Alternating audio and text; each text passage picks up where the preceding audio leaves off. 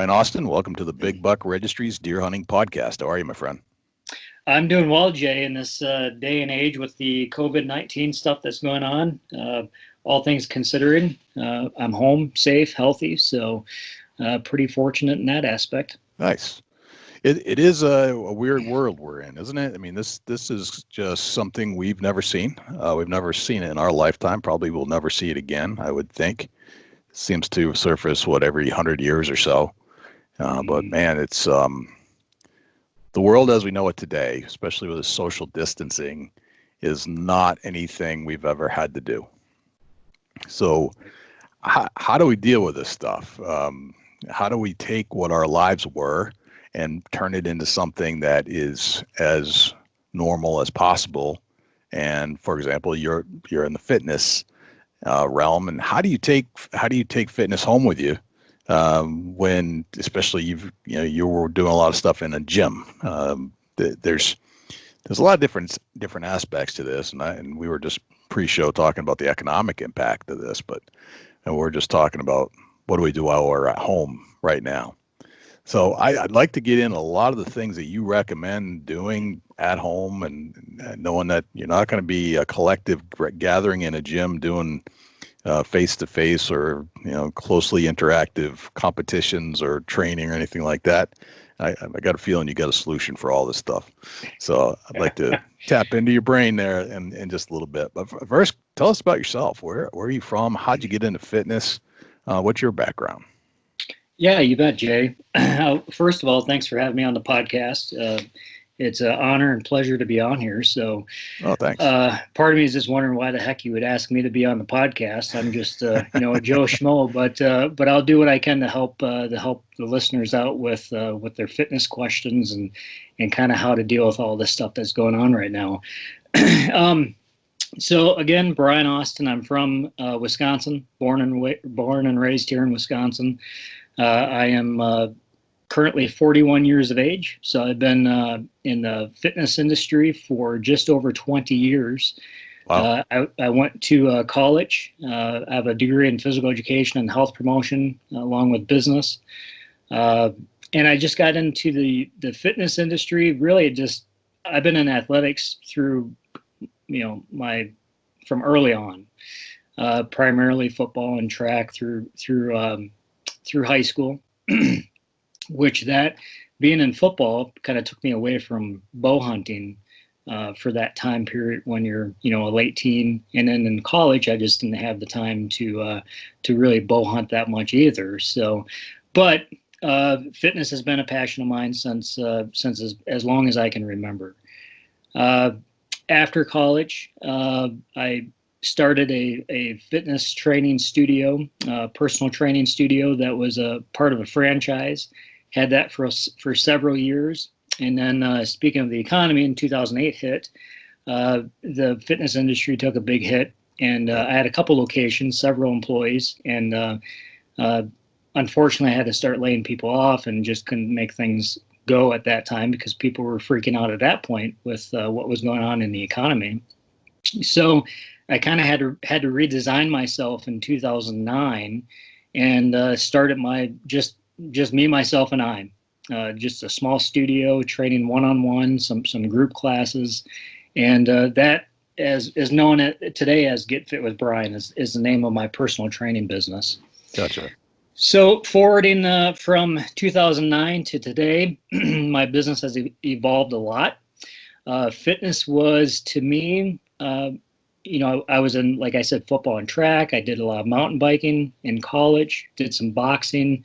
Outside of college, kind of as a young adult, just trying different things out, got into trail running, doing some races and stuff like that. And then working with clients and getting to know clients and training them for one thing or another, I would sometimes help or participate in some of the activities that I would be helping clients with, just kind of goes with the trade of things. So it was in 2016, I met my buddy Ed, who I knew through the bow club for on and off a little bit, but he was involved with this competition called Train to Hunt, which is now kind of a nationwide archery fitness competition. Mm-hmm.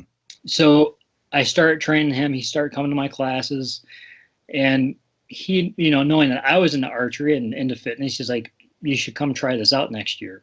So I believe it was 2017, I tried my first train to hunt event here in Wisconsin. I did the one in Wisconsin and the one in Pennsylvania, and just kind of fell in love with it. It was an activity, a sport that meshed both of my passions, archery and fitness. So prior to that, I was always doing, trail running or working out, and for a means to be fit and healthy, to be able to bow hunt, to go out to the mountains and chase after elk and stuff like that. But once I learned more about train to hunt, I was like, man, this is awesome, because this brings both of those worlds together. Gotcha. So 2017, 2018, I was a competitor. Then through that, I guess, people in my area the word started to get out. So then I started having more hunters or more archers wanting to train for these events, because they found that it's fun. It brings like-minded people together, and it's a little competition. It's fun competition, and it's a way to hold us accountable to stay healthy throughout the year. So I started training more hunter athletes, I guess, if you want to call us that. And it just grew and grew and grew to now, if this COVID-19 thing wasn't happening, yesterday would have been the first outdoor class of the year. And I have about 30 people that would have been participating in that. So it's grown quite a bit. So 2017, 18, I was a competitor. That winter, that year, I kind of came up with this idea to have a local event, which was called the Beastmode Archery Challenge.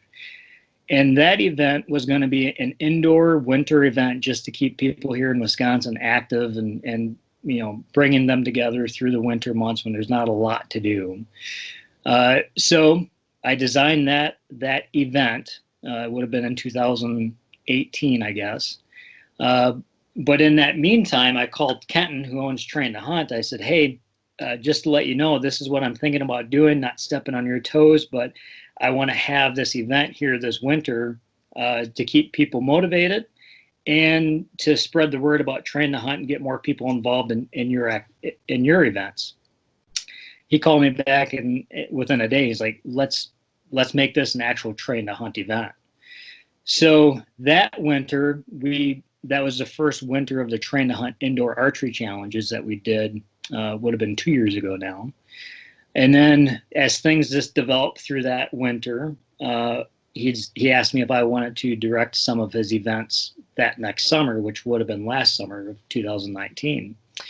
And I was like, yeah, let's do it. So I went from being a competitor to now being a director of the events and running the events and that type of stuff. So I brought a different perspective to the events, because having been a competitor, I saw what was working, maybe what wasn't working, what we could change, make these events maybe a little bit more fun and interactive for people. So as this thing's just progressed then through last year, and as we had the national championship, we were looking at this year and kind of how we're going to do it. And unfortunately, just because these events are not huge events, we have maybe 50 at most 100 people at these events. So there's just not a lot of money to go around even just to pay our expenses. So unfortunately, we had to kind of split ways this past year. And so I went back to my original idea of having the Beastmode Archery Challenge be in the winter time. So this past winter, we had a couple indoor events. And then unfortunately, we had to cancel our big one, which was going to be at Vortex Optics, which is just down the road here because of the COVID-19. That was back in March. And then we're going to have another event here in May, which was going to be the Beastmode Endurance Archery Challenge, which was going to be an outdoor event at the ski hill, at the local ski hill. But again, we're having to cancel that event.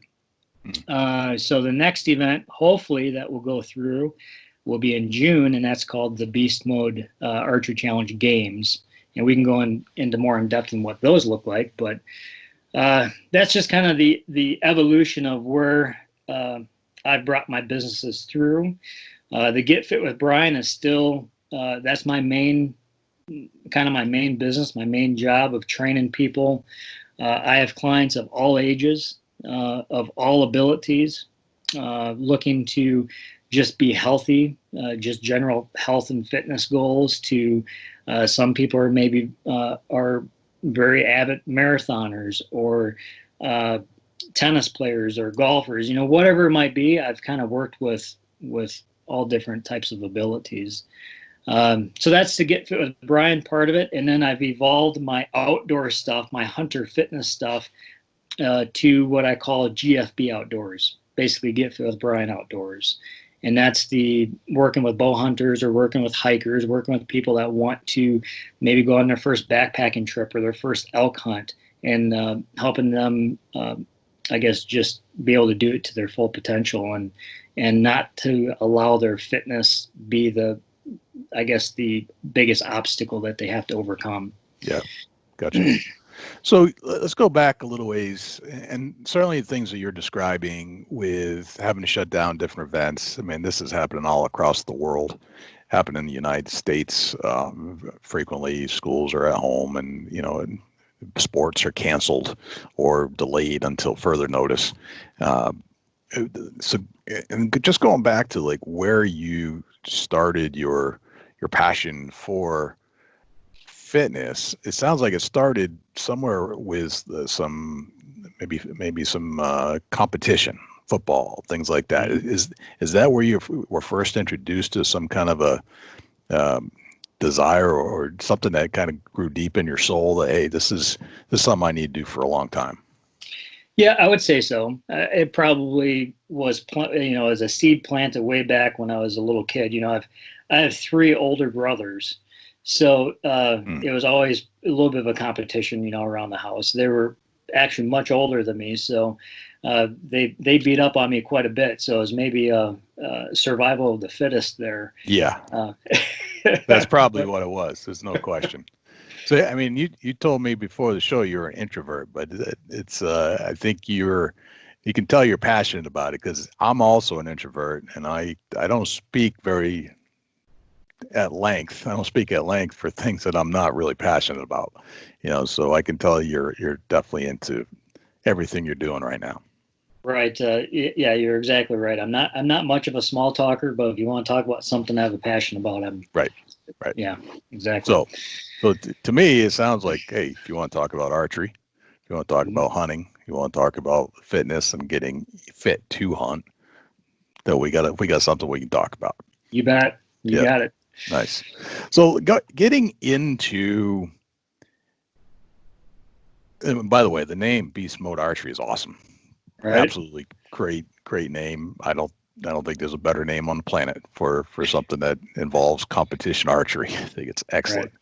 Right. To me, when I think of beast mode, like I'm thinking that yes, it's going to be a competitive thing, but it's going to be a hardcore. I'm going to get you in shape right now, and it's going to be.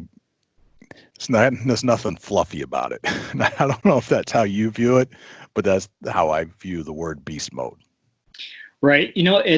So the beast mode, the inner beast, is what I like to refer to as. We all have that inner beast inside of ourselves. Some of us, it's just a lot more fit and louder than others. But we all have that. I should say most of us probably have a desire to be better, whatever that might be. I'm not saying that you need to be the best of the best, but just to be better than what you were yesterday or last week or last month. And that's what this Beast Mode Archery Challenge is really about, is bringing, we have phenomenal athletes that compete at these events, but we also have people that are in their 60s that have broken bones, broken backs, broken everything in their life, and they're coming out and they're dealing with all the aches and pains that they have to deal with, and they're still giving it their all. And that, to me, those people are working much more harder than the people that are maybe have full capabilities and full abilities to do what they can, but yet they're not applying themselves. So to me, I'm always rooting for the underdog, always rooting for the people that are coming out to these events that have never competed in anything before, but they have a passion for bow hunting. They have a passion for archery, and they see the benefit of being fit, especially here in the Midwest. We have a lot of people that travel west to go elk hunting or mule deer hunting or antelope hunting, and we only have a very small amount of time to be able to do those hunts. And to get out there, and then for us to be overweight or out of shape, and for us not to be able to enjoy those hunts when we've sacrificed so much time and money to be able to make those happen, it shouldn't be happening. Right. So more and more people, I think, are starting to realize that and see that hey, instead of spending thousands of dollars to get this ultra lightweight gear, how about spend a little effort and lose a little extra weight and get a little bit better shape so you can actually go out there and enjoy those trips. Gotcha. Well, let's get into the whole idea of getting in shape to go out west, because I think that in and of itself is a topic that needs to be discussed. I don't think there's anything light about that either. I mean, that's pretty hardcore. You gotta do some serious hiking. I've never hunted out there, so I'm interested to hear your perspective on what it's like to actually be in shape to hunt out west. That to me is a whole different category of in shape. Before we get into that, though, tell me about your interest in bow hunting. I think we kind of established your passion and how you got interested in fitness, but bow hunting traditionally, like you can be into bow hunting and not have to do much, right? You can. For sure. You bet. You can find a tree, and it might be a flat walk to a tree stand and climb up a ladder, and you're sitting there for a long time. Or you might be riding your four-wheeler to the base of your tree stand. Correct. And off. Or in some cases, and I've seen this happen, you drive your pickup right under the stand, and you climb up the ladder from there, and then get back in your pickup and drive out. Right. Just depends on where you are. So by no means am I saying that you have to be fit in order to bow hunt. By no means am I saying that. I'm just so before people get upset about this, I'm not the guy that says you have to be in phenomenal shape to go on a hunt. You don't. It's just a matter of how much you want to enjoy that hunt, especially when you're talking about a Western hunt, or even here in the Midwest, public land hunting. You're trying to get away from people. You're trying to get back into where those animals are not pressured. You might be walking a mile or 2 miles through, up and down hills or through swamps or whatever it might be, lugging your tree stand on your back. So you got to have some type of fitness to be able to do that. Yeah. Jay, I forgot your question. Yeah. So how did you get? I started rambling on. Yeah, no problem. How did you get into archery? Where did that get introduced into your life? So my family, I don't know how many years my dad has been. My dad is going to be 80 this New Year's Eve, and he's been hunting as long as I know he has been. So it's just been something that I grew up with. It's been a way of life for us. I remember when I was a little kid taking a little recurve out and shooting at a hay bale. And then as we got better, we'd have a paper plate, and we'd stick that paper plate on a hay bale and try to hit that paper plate at 10 yards, with these old compound bows or recurves or whatever it is that we had. So it's, and using like toothpicks as sights, because we didn't have, an actual sight on your bow. So we'd use toothpicks or something like that to be able to sight your bow in with that. So really, I guess to answer your question, it's just always been a part of who I am and the way that we grew up and our lifestyle. So kind of like, and I see that a lot in most other sports too. For example, you have a baseball bat, you start swinging a baseball bat, you start playing ball, right? Or you throw around football. Hey, here's a bow and arrow. Right. You just start tinkering with it, right? I remember when I think I was like 8 years old.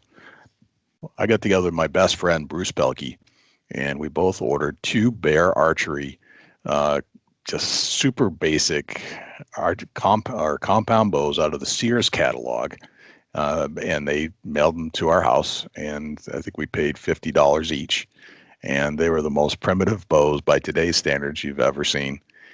They didn't shoot well, cheaply made, but son of a gun, if we didn't have a great time shooting those bows at hay bales with just a paper plate, and we just did it until we got bored and wanted to do something else. But that was the initial time that I can look back and say that's where my first desire came from. And because I had a positive experience, even though the bow was awful, right? And it was just a really rudimentary entry-level bow, but it still made me interested. It had nothing like today's bows, but it was a positive, fun experience with one of my best buds.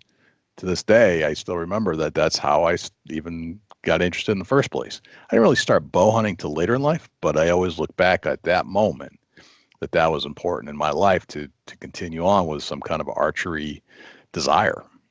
Right. No, that's awesome. And I have to give kudos to those people that didn't grow up the way that I did that are getting into the sport. I think it's great that there's more, like our archery club, Blackhawk Bow Hunters. They have a learn to hunt program. They have a learn to shoot program to get more and more people involved in the sport. Because I think it's if you don't have family or if you don't have close friends that are involved with it, it can be a very intimidating sport to get or activity to get involved with. So, right. And that's kind of what, back to the Beastmode Archer Challenge is bringing a lot of those people into it because they see that it's a fitness challenge, but it's also a shooting challenge. So it's getting people that are maybe in the fitness industry that haven't been shooting bows, something different other than, their typical, running activities or weightlifting activities, something different to participate in. So, right. But I remember the first deer that I shot with my bow, I think I was 12 years old. And I came home from school, and I think my mom was pissed off at me for something. That's probably a pretty usual occurrence. So I went outside. I think my dad was outside, and I don't really remember this part, but he was like, "Well, take your bow and walk." We lived out in the country, and we had permission to hunt on our neighbor's farm. So took my bow, walked up. It's probably maybe a mile away, and just not really. I kind of knew what I was doing, but not really. At 12 years old, I've seen my dad. I've gone hunting with him, gone hunting with my brothers. Kind of knew what we were doing. Climbed up in this wooden tree stand back in that time, maybe 10, 12 feet off the ground. No harness. This is before all that stuff.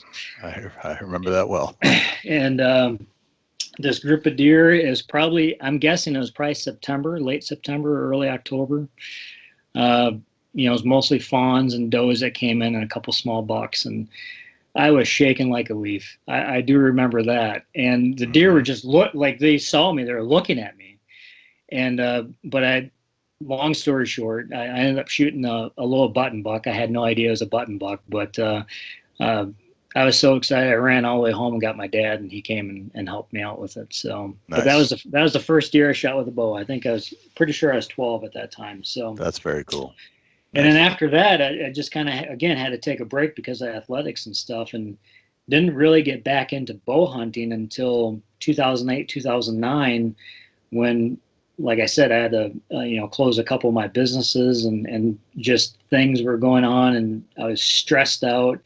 My one brother, Tim, kind of got me back into archery, helped set me up with a new bow, and just went bow hunting for the first time in several years, and it was just so relaxing. And it just brought me back to my roots, and haven't stopped since. So, yeah, gotcha. It's a different feel, even from a gun hunt, and I like both, but there's definitely a different feel to archery hunting. Like there's something more intimate about it somehow. I'm not quite sure why that is, other than that you have to be closer, and it's almost like you have to be a little more sharp compared to tracking down a deer. For example, in New Hampshire, there's part of our routine once we have snow is to track.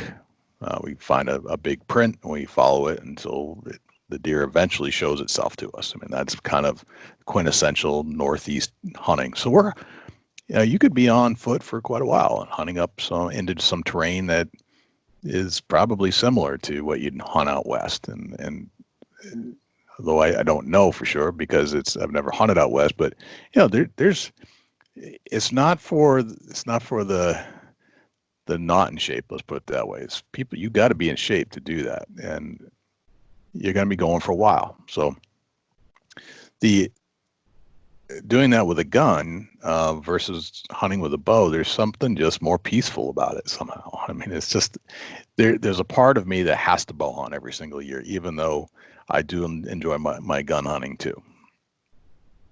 No, you're exactly right. It's because I've gun hunted just about every year, even though when I wasn't bow hunting, I would still gun hunt for a week long gun season. And there is definitely something different about it. I mean, a lot of us here in Wisconsin, gun hunting is more of a social thing. It's more of a family tradition. You know, you have your spot, you go out and you sit and you wait. Or some parts of the state, we do have big sections of public land, so we can do a lot of hiking, a lot of walking around and stuff like that. So, but yeah, the archery season or bow hunting, you just have to be much more in tuned with what's around you. You have to slow things down. You have to, you know, we're so used to fast-paced, you know, life the way it is now, or not so much right now, but the way it has been. But when you step into the woods for archery, you just have to slow things down, listen, and like you said, you have to get that much closer to the animal. Whereas with gun hunting, you could be, you know, several hundred yards away. So there's not as much skill involved, I feel, with gun hunting. Right. Gotcha. So let's talk about some workouts. I watch you guys on Instagram a lot. I see your workouts that you're doing, and it looks like those were designed. And a lot of the stuff I see at other gyms, but you're incorporating actual hunting equipment into your routine, which I think is excellent, because you're training with the equipment that you're going to use in the field. So you're, as I like to tell my son, who I coach, he's still under 12 years old, and when I teach him about baseball and he wants to wear shorts to practice, I say play or dress like you're coming to play. You know, use the things that you're going to use in the game.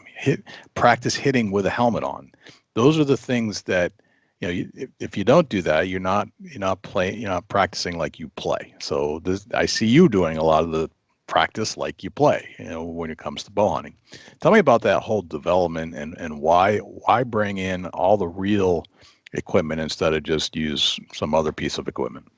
Right. Well, really, it's all about specificity of training, meaning like you said, you train like how you're going to perform that activity. So for us, it's bow hunting. So it's backpacking. Again, I guess I'm gearing this more towards people that might be elk hunting or big game hunting, where you're going out west. Yeah. But this can be modified for, you know, the deer hunters too. But you're using a backpack for your resistance training. Not saying that there's anything bad or that you shouldn't ever use barbells or dumbbells or go to your gym and do stuff like that. There's definitely a time and place for all that stuff. I still do some of that, but not nearly as much as what I used to do, because, you know, the squats, the barbell exercises, the bicep curls, all that kind of good stuff. Yes, it's good to do. It's good to help our bodies adapt, you know, our muscles, our ligaments, our tendons, you know, using a wide variety of resources, of tools, just helps us be more well-rounded athletes or people.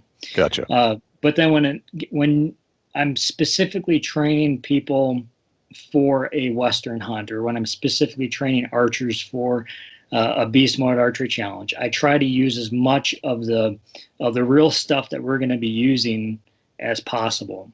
That way, you know, lifting a dumbbell over your head is a lot different than lifting this flimsy sandbag that may not have any handles. You know, so you're just incorporating different muscles, or you're incorporating them differently. You know, you have to adapt to different things, whereas we don't always have that perfect handle like a dumbbell when we're out in the woods, you know, climbing a tree stand or putting a tree stand up, or when we're out chasing elk, stuff like that, and we're climbing up a steep hill.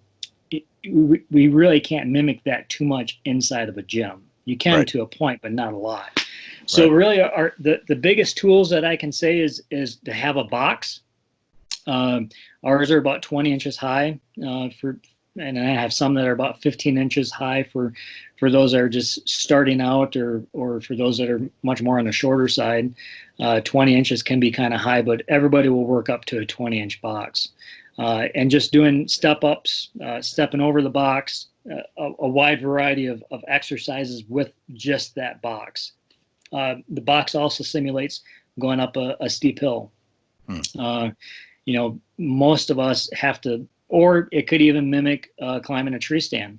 Getting those legs up high enough, which we don't do in our daily lives. Bringing that knee up past your hip height, which we're doing when we're climbing a steep hill or a mountain, or climbing up a tree stand.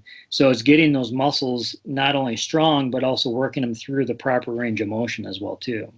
Gotcha.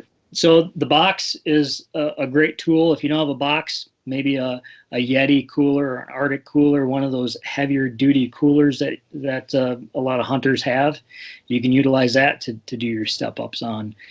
Some type of sandbag. It could be, I recommend, I don't have any here, but a Sea Line bag. That's the brand. You can get them at REI or go on Amazon, like a 10 liter or a 15 liter bag, which you can probably max out at least 70 to over 100 pounds of sand in that bag. Not saying that that's where people need to be starting, but you at least have a wide variety of room there that you can utilize just one bag for.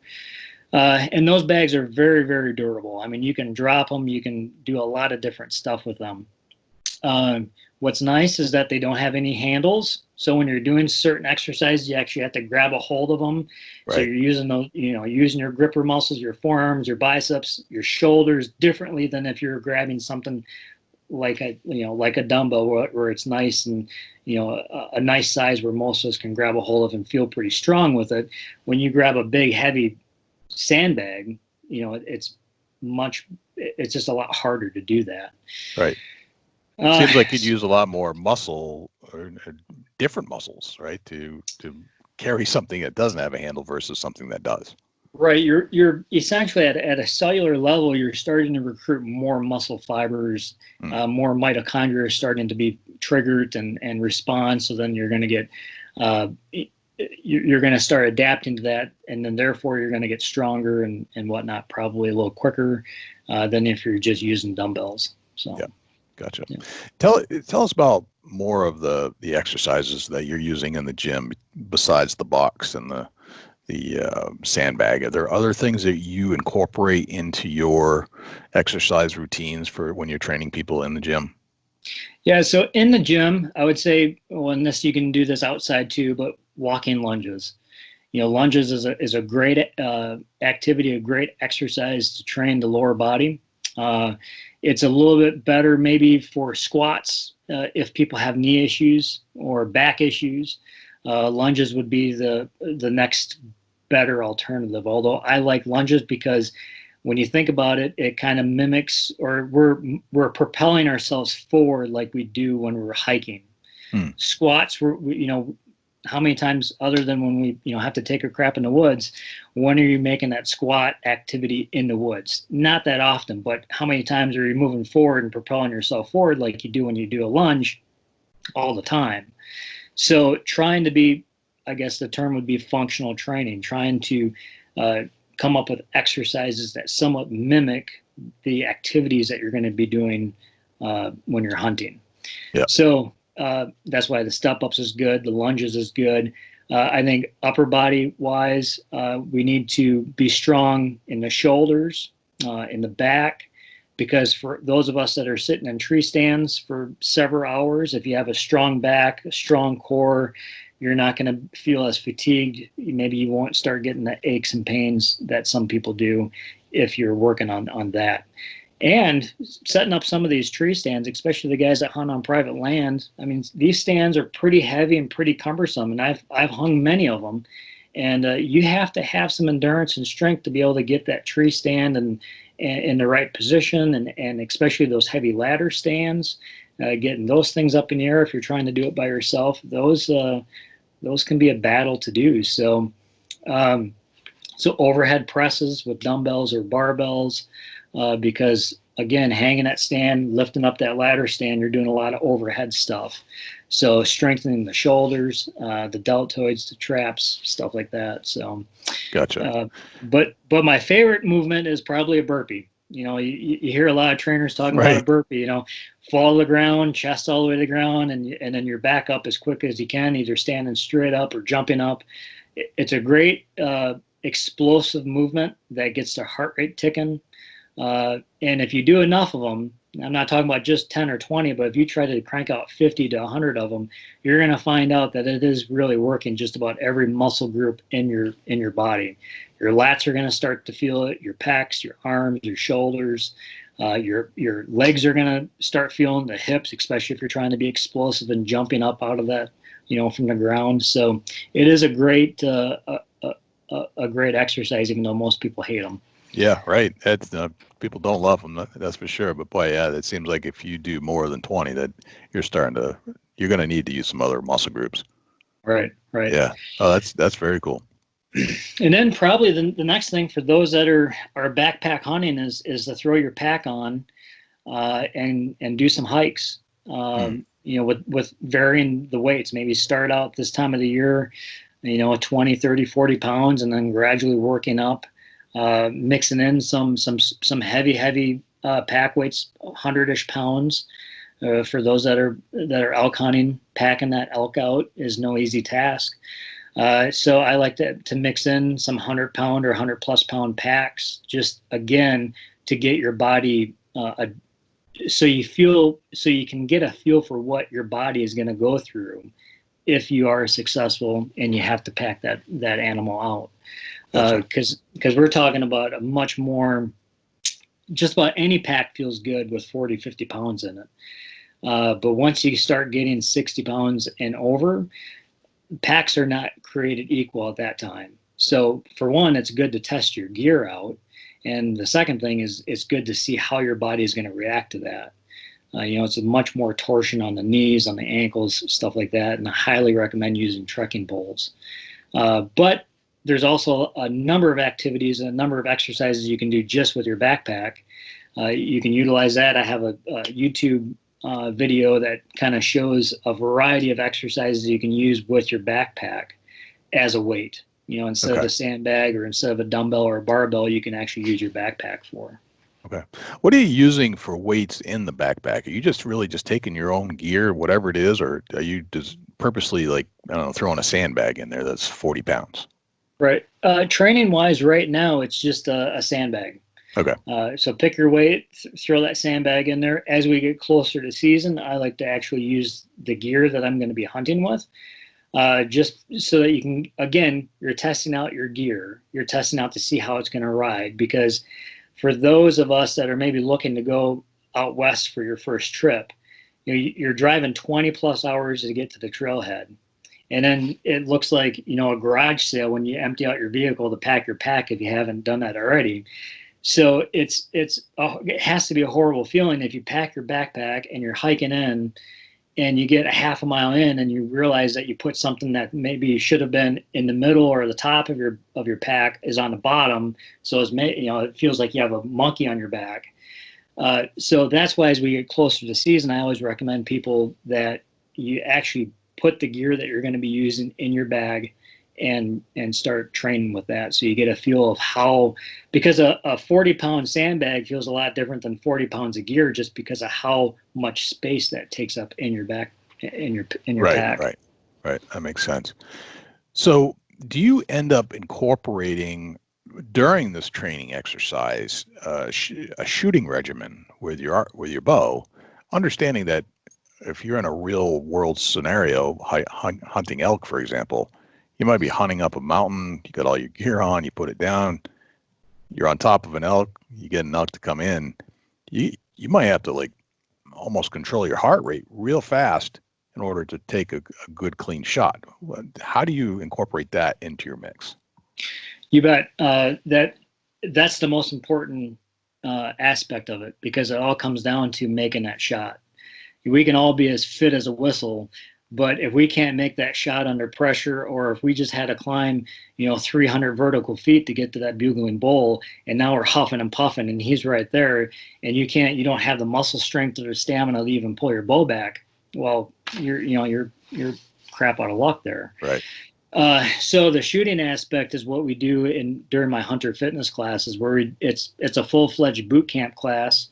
Where we're doing a lot of different activities, a lot of different movements, and then we incorporate shooting with an elevated heart rate.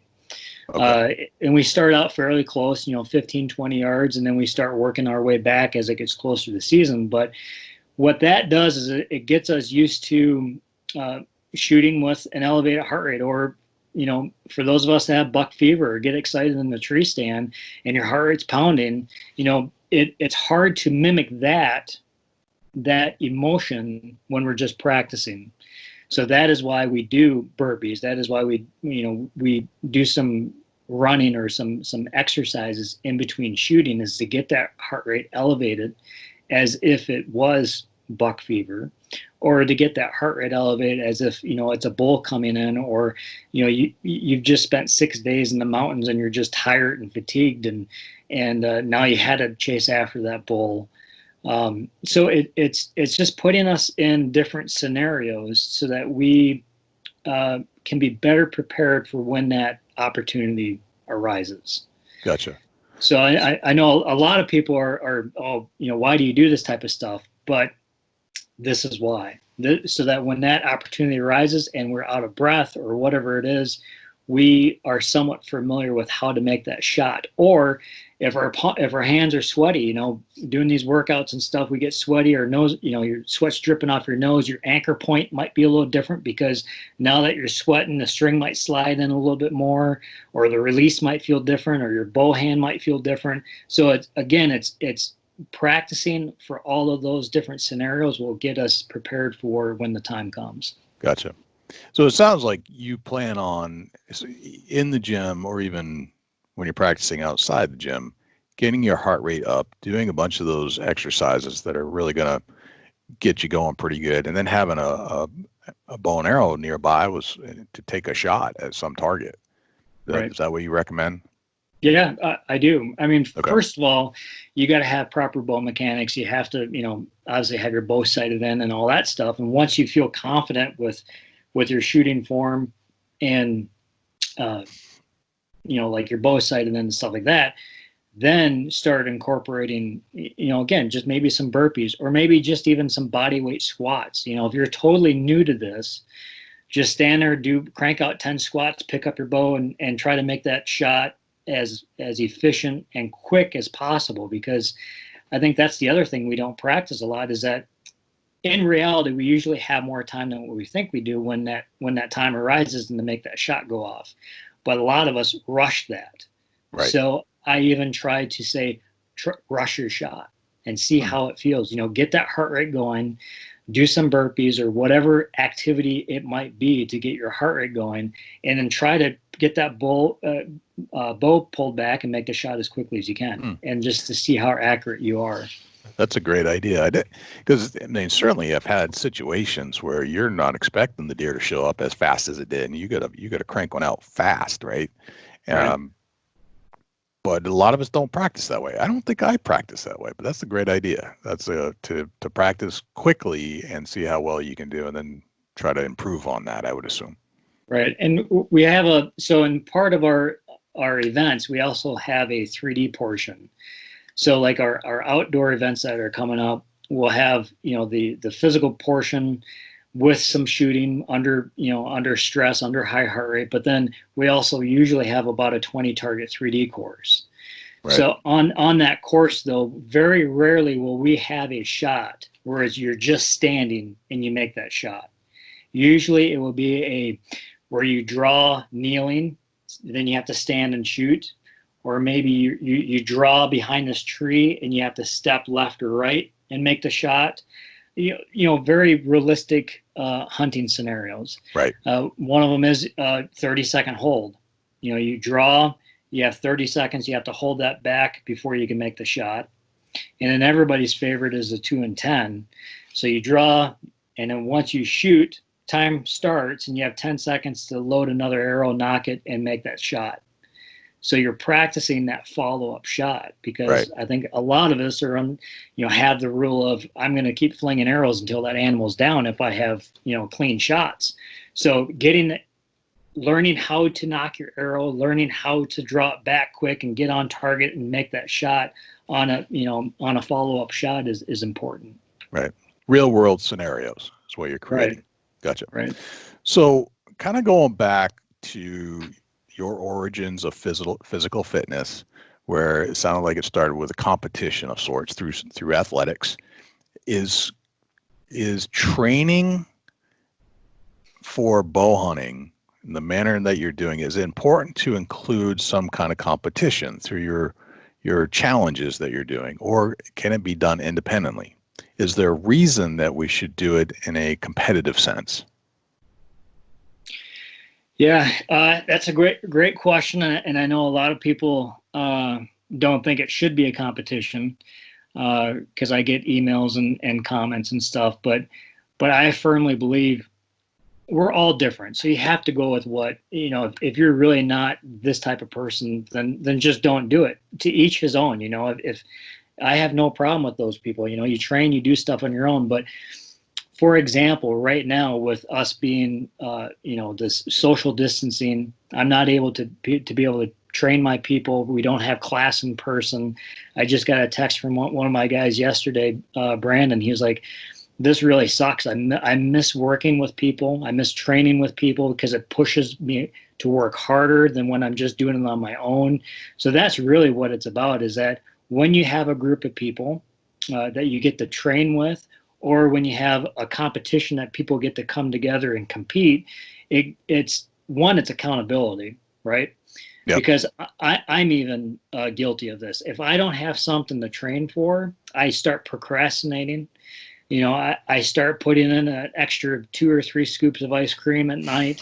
Right. I may not push myself as hard in my personal workouts, but when we have people to train with, or when we have an event that we're training for that is a competition, I think that just puts an extra little motivation in us to get a little bit better. That makes sense.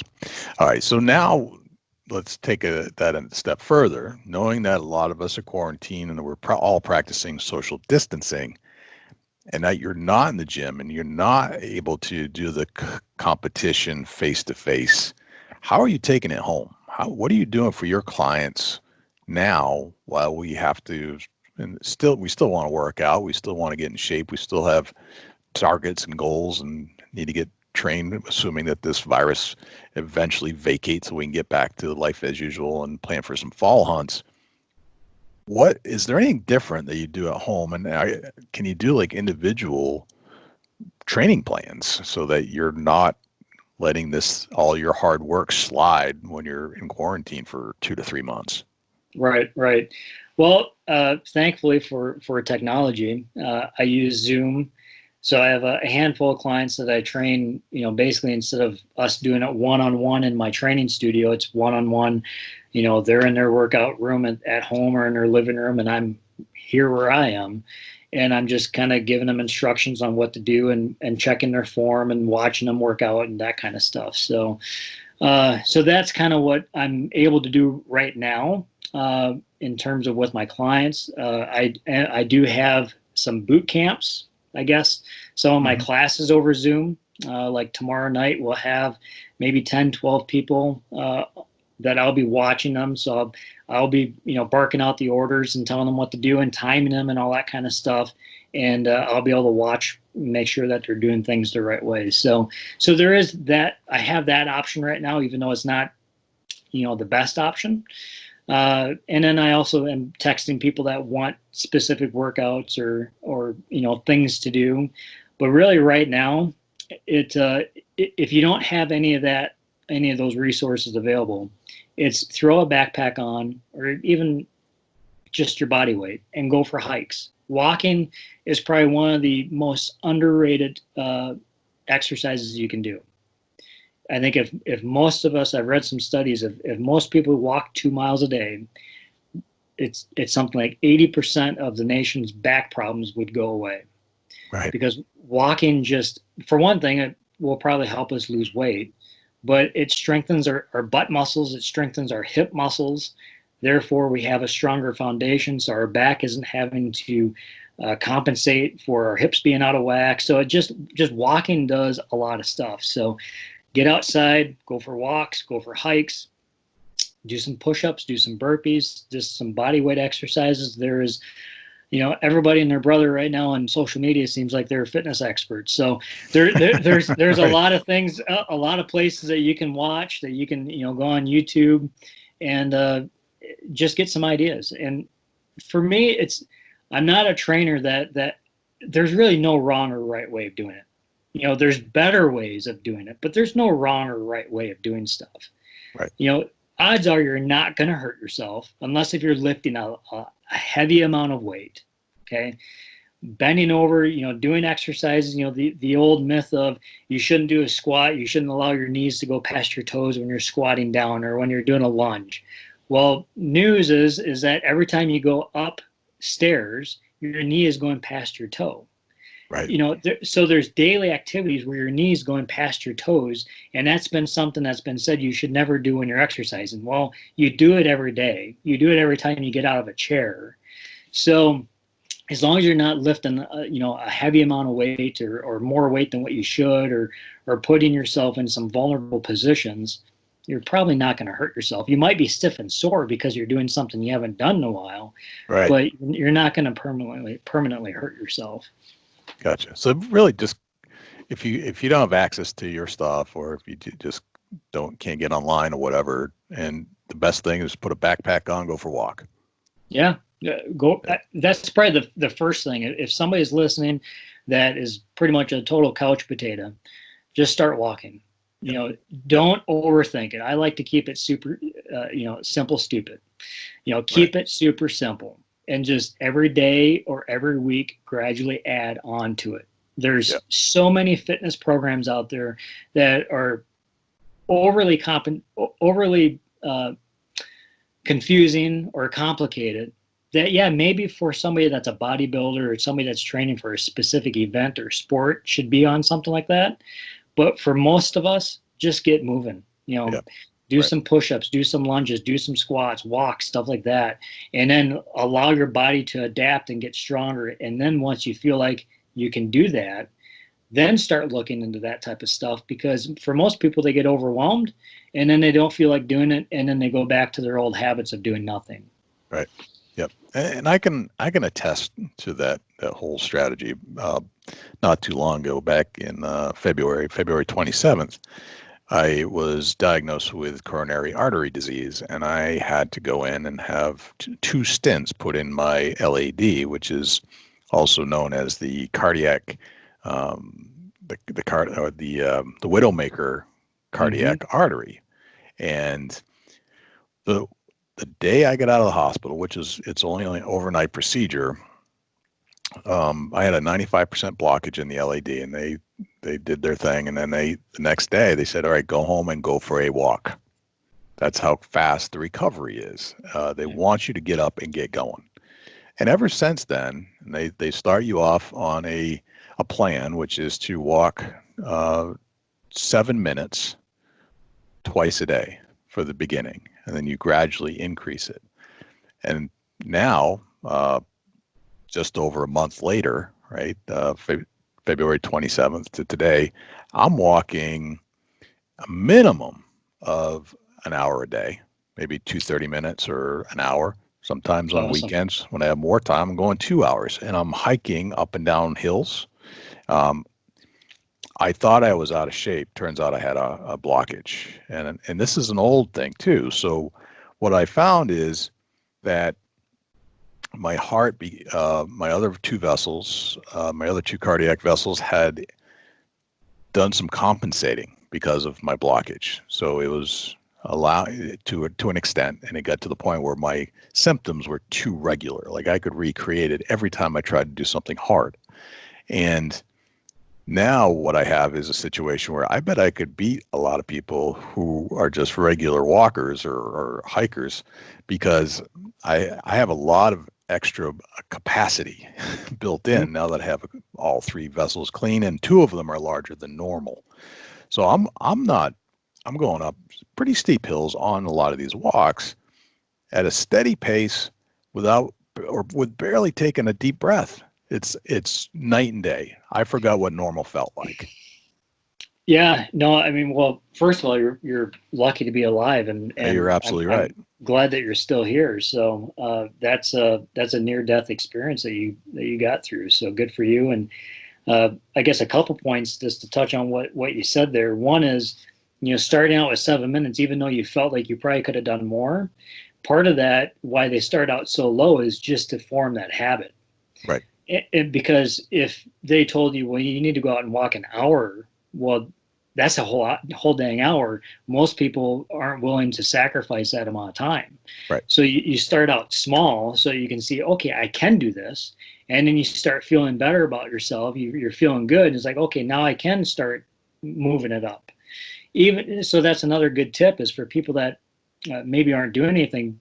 Don't try to go out and, go balls to the wall right away. Just start out small so that you can form that habit. Right. And the other thing is I've worked with a number of clients, and I can think of a couple in particular that were very overweight, but they wanted to get into running or whatever activity it was. Both of these, one was a runner and one was part of my hunter fitness class.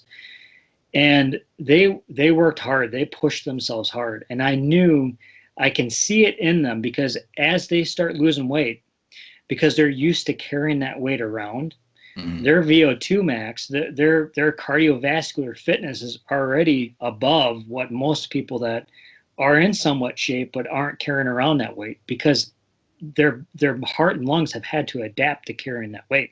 Right. So a lot of people that are in that situation, as they lose that weight, I mean, their fitness just spikes up tremendously because they already have that cardiac output because they've been carrying the weight. Now that they don't have that 50-pound backpack on them, they can go out and just start zooming by the people that have been training for a long time that maybe didn't have that excess weight. So, yeah, it has been quite a journey in the recent days for me. And these days I miss, like, if I don't go for my 2 minutes or an hour, if I don't get at least in 60, I feel like I've deprived myself. I miss it if I can't get in that second walk. So I'll find other things. I'll go down in my gym and I'll find some other things to stay busy to replicate that in some capacity. But one of the things that I noticed was that because I hadn't been much of a walker in recent years, even though I do hike during the hunting season, although labored, the last few years have been very labored for me trying to get up and down mountains. Again, just assuming I was out of shape, but there was more to the story. These days, what I found out is because I was starting to walk so much that I didn't have great equipment. My feet were getting pretty banged up. My shoes were not the best. That I had to buy some new shoes. So it seems like some equipment might be important too. Once my feet weren't ready for it, they weren't ready for the mile hike every single day, or the 5 mile hike every day. It was not prepared for that. So my feet were feeling pretty sore, blisters and cuts, and being on a antiplatelet medicine at this point. I had just a smidge of a sharp toenail cut into my other one, and I came out and my toe was all bloody. So these are the things you have to prepare for, right? When you're just starting to get going and you're going to do some kind of regimen, proper equipment might be important in this scenario too. And maybe you can speak of that a little bit. Yeah, you're exactly right. And that's part of this, what we've been talking about is practicing or training with the gear that you're going to be hunting with. So, if you're going to be, obviously if you're hunting elk, you're going to be wearing probably some kind of boot. So, be hiking with your boots, try out different socks, different wool socks, have a liner. You just need to test out a lot of different things because what works for one person may not work for you. But I mean, the two things that can ruin a hunt, or at least a Western hunt, in the first day, and one is your footwear, your boots, And the second thing is your backpack. Yep. So your boots, you're putting on miles every day.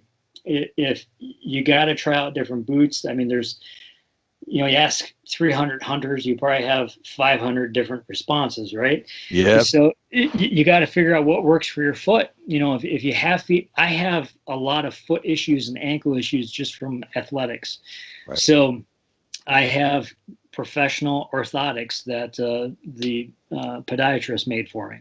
That made a tremendous difference because my feet would hurt all the time. Yep. So some people are fortunate and they can just put on anything and they have no problems at all. So, but you gotta listen to your body. If your feet are hurting just after a 2-mile hike, then you need to, be changing things up, especially if you're having a heavy backpack on. You're going to need something a little bit stiffer than if you're just walking or running. Right. Because you have that much more weight coming down and you just need a little bit more of a stiffer footbed there. So, but there's oodles of boot manufacturers. Just do a little research but that's an important thing. Those are the two things to skip out on is your boots and a good backpack if you're carrying a lot of weight. Yep. And I could see that because it's one thing to run on an indoor cushy track in jogging shoes, and it's another thing to hike up and down mountains on boulders and terrain that is going to test every single way you're going to twist. Like that's the one thing I've noticed, even going from asphalt to dirt to off-road, the correct shoe means a lot. And in this case, correct boot would mean a lot too. Right. And to kind of circle this back to your training then is if you have a park or trails nearby, is to do your hikes on trails. Mm-hmm. But again, if we're going out west, you might be lucky and have a trail that you can hike in on to your base camp or to your bivy camp.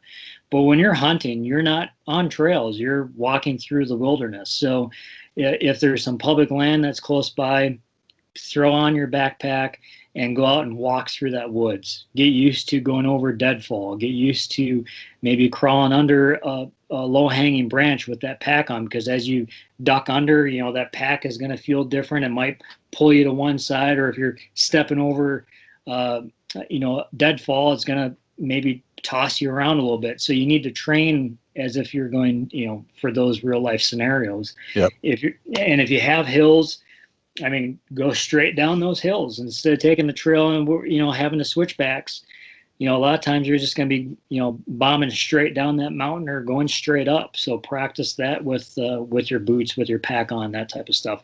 Even carrying your bow if you can. If you're not going to get in trouble, because it feels a lot different carrying a bow, maybe get a dumbbell. If you don't want people freaking out that you're carrying a bow around the park, get a 10-pound dumbbell. Even though it's not going to feel exactly the same, at least that weight is in that hand. Because when you're elk hunting and you're hiking for 10, 12 hours a day, that 10 pounds gets pretty heavy after a while. Sure does. Yeah, absolutely. And just kind of circling around on that, the last thing that I really want to kind of ask you, and this might, and often probably goes overlooked, you're training to a high level to get to wherever you want to get to. I've also seen that you've got a big variety of people that you're training. It could be the older person who's overweight, who just likes hunting, and they're not keeping up with the 20-something that's super fit and flying through the course. I've noticed that on some of your things, but everybody's trying it. And I think that's important. How does diet fit into all this stuff? I've had some experience recently where diet is very important in my life compared to what it was. Right. So what are your feelings on performance and supplements and things like that? So we're going to open up that can of worms right now. A little bit. There's this is going to be a rabbit hole, but diet, I think, is the biggest battle. When I'm working with somebody, Joe Schmo that wants to be healthier, okay? It's not the getting that person to move and to exercise. It's to get that person to put the right stuff in their mouth and not be filling it full of crap throughout the day. Right. So for some of us, we can eat whatever we want and it doesn't make a big deal. For others, just one bite of something, and it's going straight to our hips or whatever it might be. So really you have to take this case by case scenario. And that's why, what I do and working with people individually, I can really tailor that to that person. And people just have to take the initiative to do some research and to do some self-education, or to consult with a trainer or somebody that knows, about nutrition and how it affects the body. Because there's just so much information out there. There's so many fad diets or this or that, which I think out of all of them, there's always something good that comes out of all of them. But it just is, it really comes down to what you can be consistent with your lifestyle. Because consistency is the key to success when we're talking about fitness, when we're talking about nutrition and stuff like that. Right. I also firmly believe that if we're specifically talking about weight loss, nutrition is a bigger effect on your weight than your exercise. Or nutrition you can lose weight quicker by changing your diet than by exercise. If we're only talking about weight loss, okay, we're not talking about health benefits or being fit, just weight loss. That's how big of an indicator that nutrition is on how we, function. So with that said, there's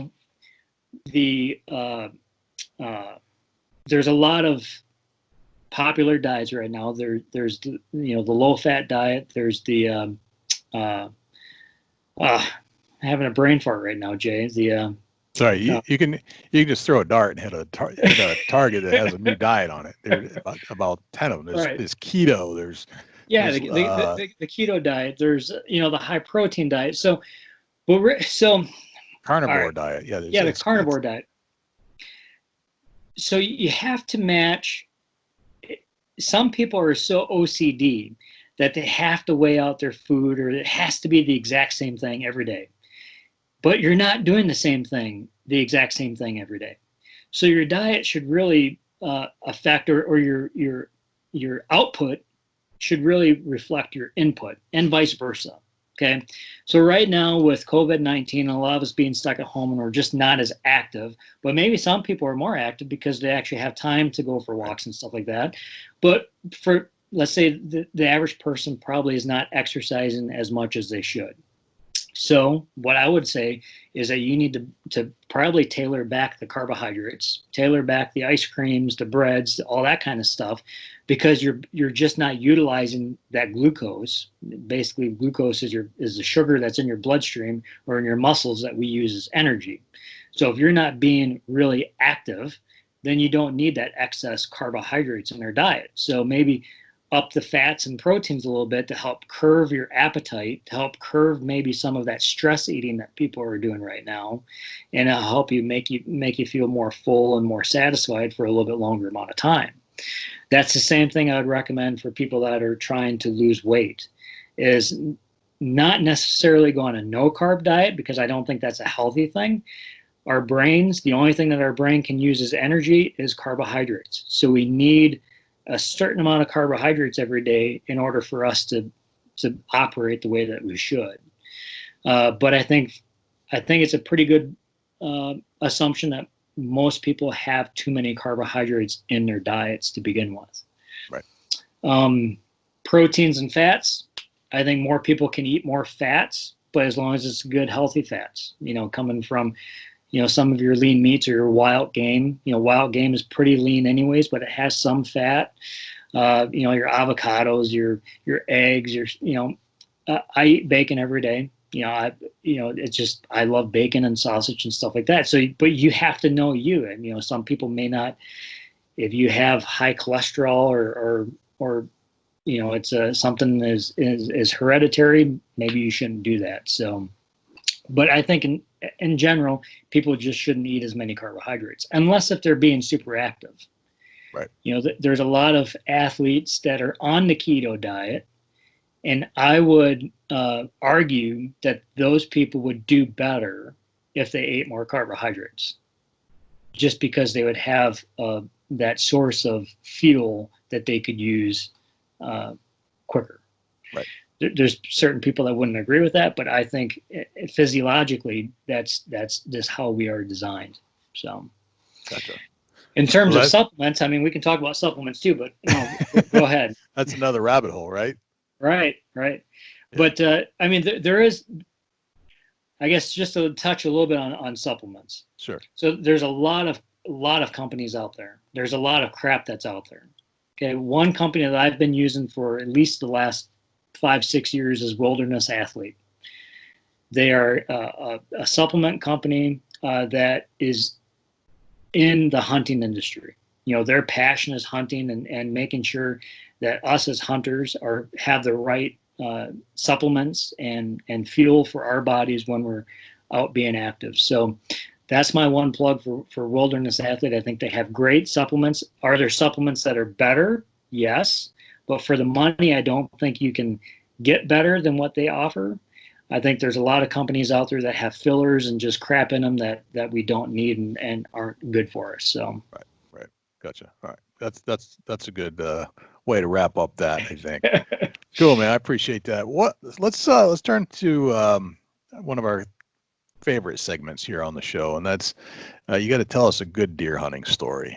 I don't know if you had prepped for that. I was hoping you'd come up with a good one. Yeah, we're all ears if you got one. Boy, having been a deer hunter for 20 plus years, I have thought about it, and just nothing really sticks out because growing up in Wisconsin and in kind of the heart of the CWD area, and through the late 90s and the 2000s, I mean, we've killed a lot of deer, both bow hunting and gun hunting, because that was part of their plan, is to eradicate the herd as much as possible to get the CWD out of the herd. That has not happened. Only their own social distancing, in other words. Right. But I would say I don't really have a favorite deer story. I would say it's probably dating back to some of the ones when it was me and my family gun hunting together on the land that we grew up near. The biggest buck that I've shot bow hunting, I shot a few years ago on my buddy's Vic's property, and that just happened so fast. It came in. It was a morning hunt. I think it was October 21st. It was kind of one of the first cool days in October, which is why I went out in the morning. And I think at 7 o'clock a doe came in. I shot the doe, decided to stay in the stand.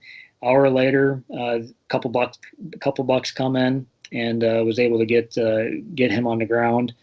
But really, it's probably some of the funnest times is probably gun hunting, doing some of the deer drives here in Wisconsin, and just being with family and friends. So yeah. I'm with you. Yeah, there's just numerous encounters doing deer drives with friends and family. That's some of the most fun you can have as a group. And certainly. Individual challenges might be more meaningful at certain times, but there is a lot of fun when you're with a group of people doing that. Right, or even just the last couple of years going on some big chunks of public property that you can hike for miles. Right. And going with a buddy and just kind of using your gun season as a scouting trip and scouting different areas and stuff like that. That's kind of why I gun hunt these days, is just to get out and walk around and to scout. So I'm with you. I'm totally with you. All right, let me hit you with 10 rapid fire questions then. Oof. All right, what's your number one hunting tip of all time?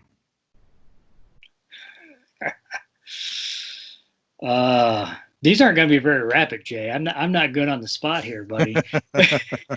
I know I should have put that in the outline too. Huh? Yeah, I would say number one hunting tip of all time is to practice. Practice your weapon. Yep, that's a great one. We all have these things that we really love to take hunting with us. Sometimes we leave it in the truck or at home, and when we're out there and we're in the hunt, it drives us crazy if we don't have it with us. What's that one thing for you? I'd have to say snacks. Snacks. Nice.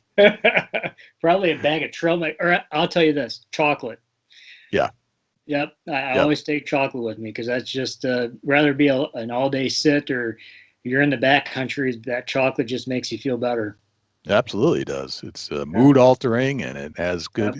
good fat content in it, and some good gives you energy really in multiple Right. ways. What's your biggest pet peeve in life? Ooh. People that don't try. People, I shouldn't even say try, I'd say bad attitudes. Yep, that's a good one. All right, how old are you today? 41. 41. What would you tell the 20-year-old Brian Austin, knowing what you know about life? Slow down. Slow down. That's a very common answer for people that are over 40. I've gotten that. It's pretty funny. All right, you're at a hunting convention somewhere in the world. You meet a stranger. They strike up a conversation. They ask you what you do for a living. What do you tell them? Boss people around. Nice. All right. What did you have for breakfast this morning? I had a perfect bar with a cup of coffee. All right. Very good. You get your own billboard on the side of a highway. It's a blank canvas. You could put anything you want on it. What would it say? Get after it. All right. If I say the word successful to you, who's the first person that pops into your head and why? I'd say my parents. Yep. Very good. And why? Just because they raised a good family, and they're retired. They're almost 80, and they're still, living their dream, I guess. Nice. Very good. All right. What's a typical day in your life look like? Well, prior COVID-19. Prior. Yes. Prior to that. What's a normal one? Get up by 5, start seeing one-on-one clients at 6:30 in the morning. Usually see clients until mid-afternoon, and then I'll have a few hour break in that mid-afternoon time frame to do stuff with whatever it might be. Run errands, do stuff for the Beastmode Archery Challenge, do social media, that type of stuff for a couple hours. And then I'll usually have a class in the evening, like a boot camp class or my hunter fitness class. That will be in the evening. And then off to bed and repeat. Very nice. All right. And then finally, what's a typical deer hunting day in your life look like? Deer hunting day.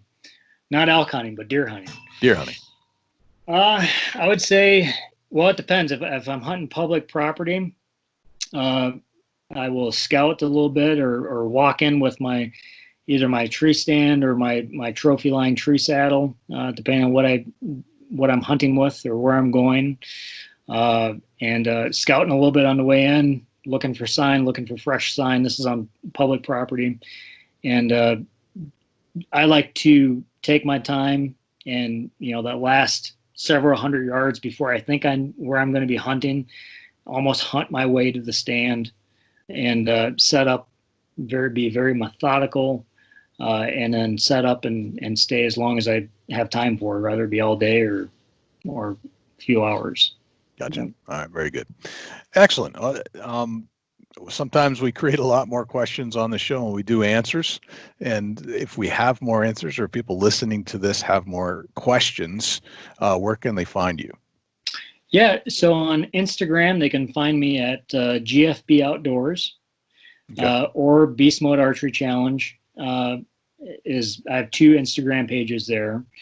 Facebook, they can find me at, I believe it's Get Fit with Brian. I have a Facebook page for that, and Beast Mode Archery Challenge. I have a Facebook there as well too.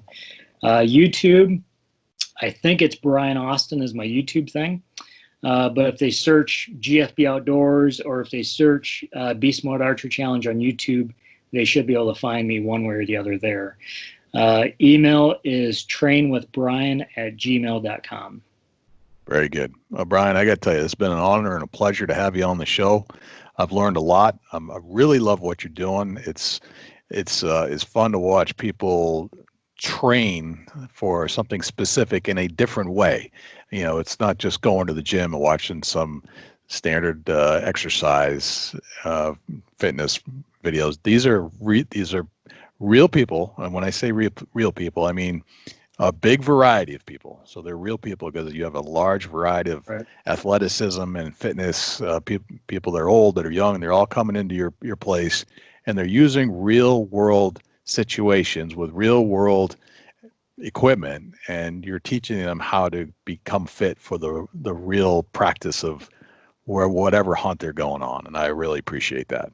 Yeah, no, I appreciate that as well too. So I have a passion for people and helping people and just bringing those people together and encouraging one another and stuff like that. So definitely for any of your listeners, if they have any questions, don't hesitate to reach out.